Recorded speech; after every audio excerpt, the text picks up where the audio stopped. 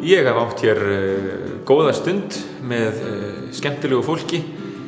Hér hefur sagan verið rifjuð upp, rektorar skólans lýst sinni rektorstíð og aðrir lagt orð í belg líka. Það er búið að vera mjög gaman að vera hérna. Já, ég held að á þessum tímamótum megi fyrst og fremst að þakka það sem að búið er og full ástæða þess að bjartsýn það sem að framundan er og saman ætlum við að ganga nærrist og móti framtíðinni með Háskólanum Bifröst í fararbroddi.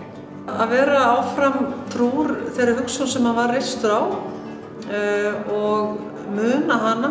Ég held að það hafi verið mikil gæfa skólans í gegnum tíðina að hér hafa þeir sem hafa starfað við skólan og stýrt honum alltaf haft þessa hugsun að leiðarljósi.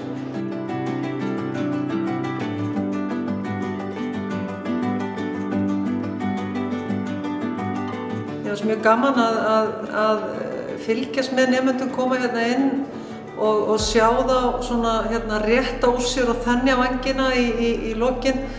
Framsækinn háskóli, fjörugt fólk.